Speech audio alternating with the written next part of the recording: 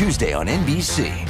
Jimmy Fallon and Bozoma St. John host the highly anticipated new competition show. I hired 10 creatives from all walks of life. They will be battling it out to see who can impress the world's biggest brands. This is a huge opportunity. This is the battle for the next big idea. This is not play. We're spending millions of dollars. I'm so excited to embark on this adventure with all of you. May the best idea win! On Brand with Jimmy Fallon. Series premiere Tuesday on NBC.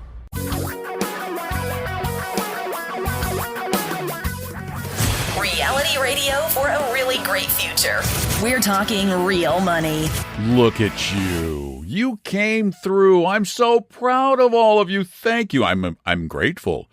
Now we have enough questions that I can do a 5 Q&A show. Yay! Thank you very much. You did a great job. Hey, everybody. Welcome to Talking Real Money, the Friday edition, which is the Q&A. It's almost like talking on the phone, which means you have to actually use your voice to ask the questions at talkingrealmoney.com on the contact form. But, it's similar. It gives us that same sort of interactive human feel as opposed to the typed questions that somebody then has to read. So I appreciate that so many of you, after my last plea, came out and put in some questions. Tom also helped me in that regard. So thank you all very much for the questions. We got a whole bunch of them, and we should just get started because we've got so many. Here's the first one. Hey, Don and Tom. This is Casey from Albuquerque.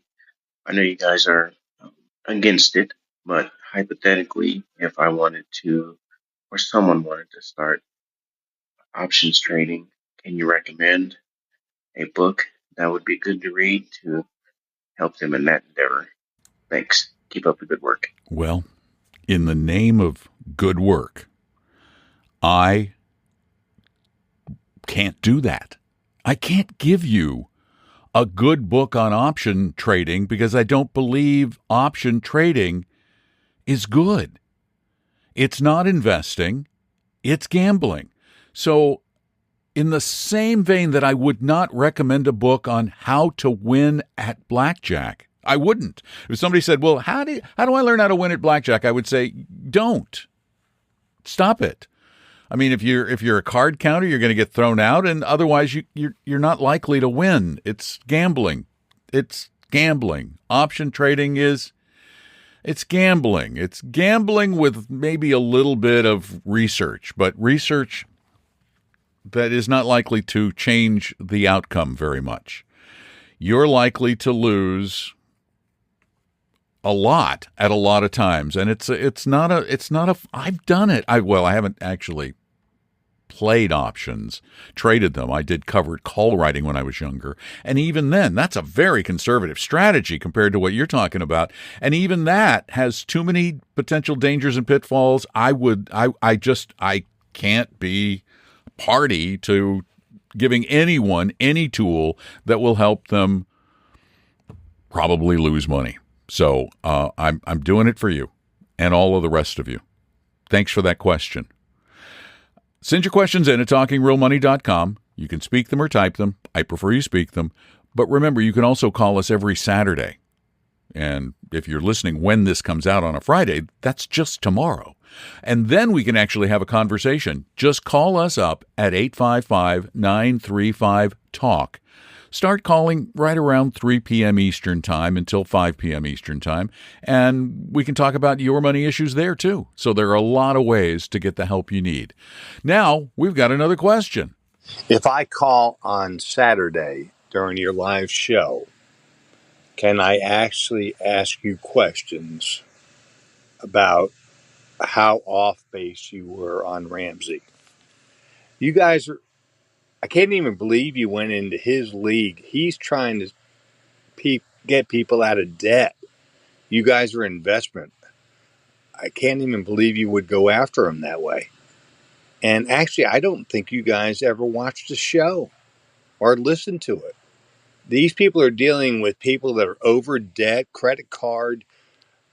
We've all made stupid stuff and dumb stuff with money. But somehow you guys forget about that. But not always, because you do the same with your people. But they already have their money. He's trying to get people to gain money and save for their retirement. You're battling in two different leagues, and it's actually offensive. I came through Clark Howard, but thanks to Dave Ramsey, I own my house. I have no debt. I can walk in the grass all the time when I want to. All I have to do is pay taxes, and I can just build wealth. That's what he's talking about. Once you pay all these people, credit cards off, student loans off, you can gain wealth. And that's where you come in. I don't know why you're interfering with his work. I love what you guys are doing, but you guys went way off base on this. You're playing in a different field, and it just doesn't match up. Thank God to Ramsey, I'm listening to you how to do the best for my retirement. Without him, I'd have no money for retirement. To answer your question, of course you can call us and discuss this. We like to hear from people who differ from us. We actually enjoy it. And I hear what you're saying, and I understand your perspective. I really do get it. And our critique was based on a piece we had read. I know for a fact I have listened to lots of Ramsey. So the accusation that I haven't listened to him, I've listened to him. I used to listen to him pretty much every day on the local talk radio station. And I have to admit, can be entertaining at times. But I also really hate, it makes me really uncomfortable, the way he treats some of his callers sometimes. I'm expressing my opinion. Again, my opinion. Tom has his. You have yours. I find the way he denigrates people to be uncomfortable. That's probably that is the reason I stopped listening. I just couldn't take that anymore. I thought it was disrespectful. I mean, I thought it was actually a little mean-spirited. But that's me. If you're comfortable with it, and if he helped you, God bless you all. Really. I mean that sincerely. And we believe he does a lot of good. But we have got to, all of us, got to be able to take critiques, accept criticism for it. Our criticism wasn't meant to be mean-spirited. If it came across that way, I apologize. But it was our opinion on the way that he interacts with people who have financial difficulties. And our show is not just investing. It's about money. Yes, we heavily lean toward investing because that's where our listeners lean. But we do talk about debt. We do talk about mortgages. We do talk about struggles to get ahead. And Ramsey talks about investing. Maybe, I mean, if by your standard, he should stop talking about investing. But he's entitled. And thanks, really, anytime you have a critique, we always want to hear it. We may not do what you want us to do, but we're listening. Thanks for the question or the comments or, well, both. And now, our next one. Hey, Don, this is Andy. Hey, I got a question. 59, married, kind of good looking. Together, we make about 150. Closing retirement. I'm stuck on my investments. Right now, I'm doing 2 funds for life with an added kick of SCHG, Schwab's aggressive growth ETF. I want to be in a 60-40 portfolio, and I know I want to be massively diversified. I need 4 funds. And I was just wondering if you had an opinion on which way to go. I do believe the value tilt helps. And that's what I'm just asking. Thanks, guys. Keep doing what you do and take it easy. Bye. Well, given that, you have the advantage over a lot of people of being relatively attractive, you can settle for a less than desirable portfolio. Come on, you got it made. It's funny. The fund you have, SCHG, is the Schwab Large Cap Growth. Basically, it's an S&P 500 fund. That's what it is. It's the big ones, and it's an index fund. It's got very low expenses, but it's not really well diversified. I don't think you need 4 funds. Again, don't know a lot about what you have, but you said 60-40 is where you want to be, so I'm going to assume that that fits your risk tolerance, that fits your need to take risk, all of those important factors that go into building a portfolio. And if you wanted to go for sheer, cheap, dirt cheap simplicity, then you could go through Schwab with VT and BND, 60% VT, 40% BND. But since you added you might want to do a small or a value tilt, and I would suggest a small tilt, might be better to tweak that and just have 2 funds, one of them being DFAW, which is the Total World stock fund from Dimensional Funds, or AVGE, which is the same kind of thing, a little bit more aggressive, from Avantis. Have 60% in one of those, and then the 40% in BND, your ballast, the stability portion of the portfolio. I think that's really all you need. You don't need to make it more confusing than that. There's not going to be a whole heck of a lot of benefit in doing so.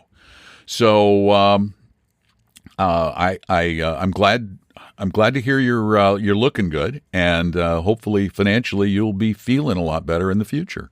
Thanks for the question.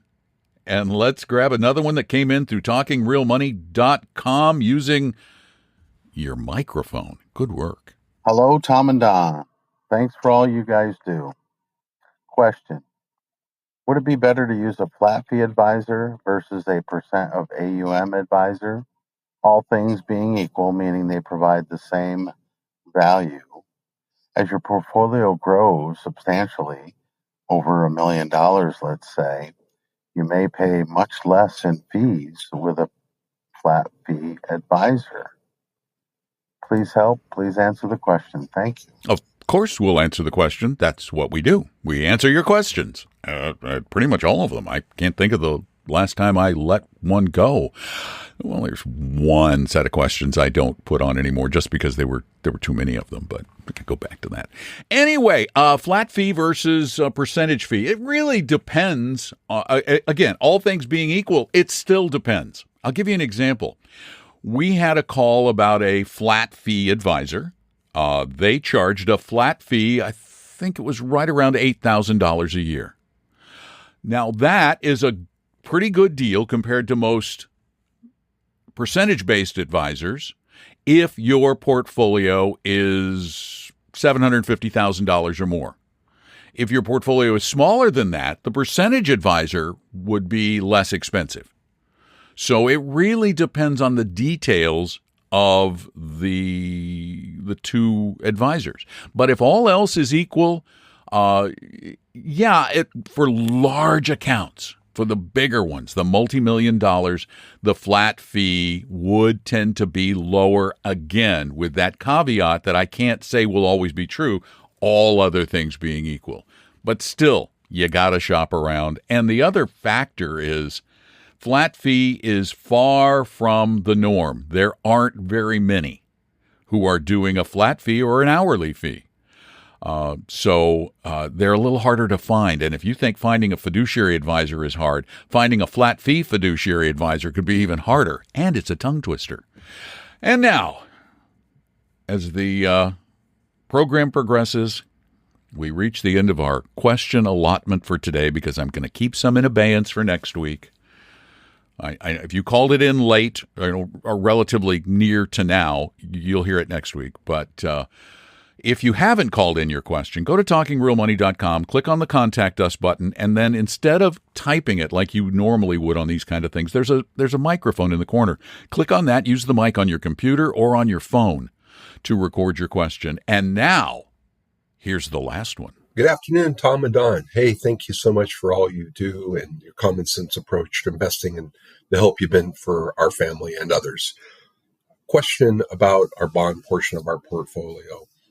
A majority of it is split between two bond funds that are really similar, FXNAX and BND.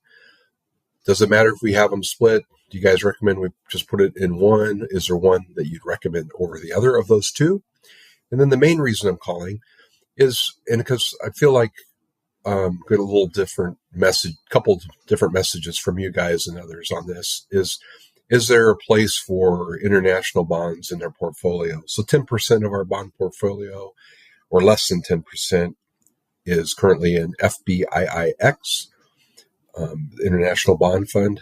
Do you think that's a good idea for diversification, or is it not necessary when it comes to bonds? And do you have a better recommendation if you do not like this one specifically? Hey, thank you again for your time. Have a great day. Wow, these two products are so similar. So similar. I was shocked to look at the expense ratio. Fidelity is very competitive these days. They came in at 1/2 of a, I'm going to say the word, basis point less than Vanguard's BND. So Vanguard is 0.03%. And the Fidelity Bond Fund is 0.025%. Really, truly, we're talking now fractions of pennies. Very similar portfolios. They're total market index products. They basically have the same amount of governments and corporates because they follow the same rules. And so there's not a hill of beans of difference. The only big difference between the two is the means by which one is traded. One is an ETF. So it trades moment to moment on an exchange. The other is a mutual fund, which can only be transacted after the close of business on a given day. It's one time a day when you can buy or sell the fund. That's not a huge difference. It might be a difference if you're trying to own them in, say, a Schwab account. It would probably cost you a transaction fee to buy the Fidelity fund, whereas the Vanguard Bond Index ETF you could buy without a transaction fund because it trades like a stock for free because they're playing the bids and ask spreads. So, yeah, not a hill of beans of difference. And can I come up with something better? No.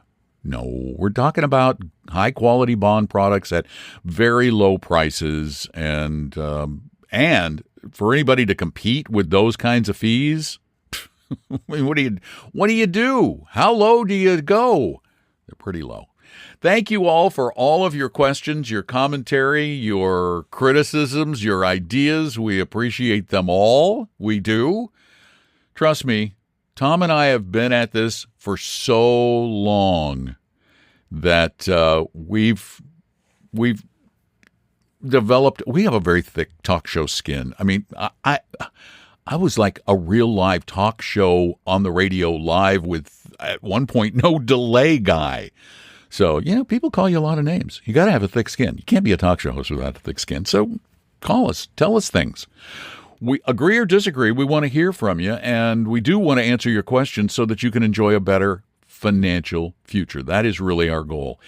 And to that end, back in 2009, when Tom and I set up our own investment advisory firm, right after the great crash of 2008, because our other firm got rid of us, we decided that we were going to do something very different. Everybody offers a free consultation. They all do. You hear it all the time. But you know what you're going to get. You know, because you tried it. If you haven't tried it, your friends have tried it, and you're going to get a high-pressure sales pitch. You're not going to get information. You're not going to get guidance because most people think it's a dumb idea to give something away for free that you could charge for. We, on the other hand, believe that why not give it away? Even if you never use us.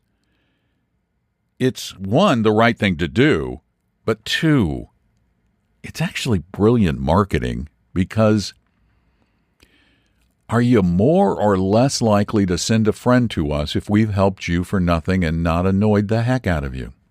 Right?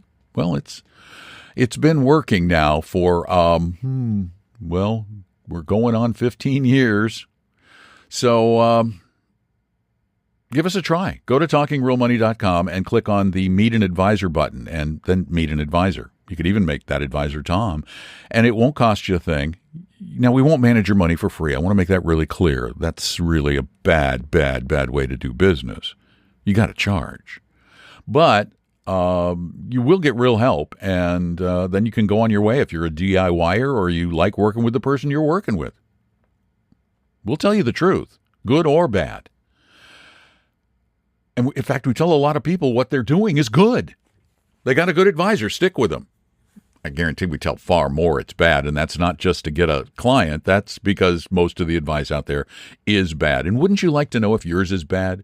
Go to TalkingRealMoney.com, click on Meet an Advisor, or go there and ask us questions, or call on Saturdays, 3 to 5 Eastern Time at 855-935-TALK, when we will actually be on the radio, and then it'll become a podcast, Talking Real Money.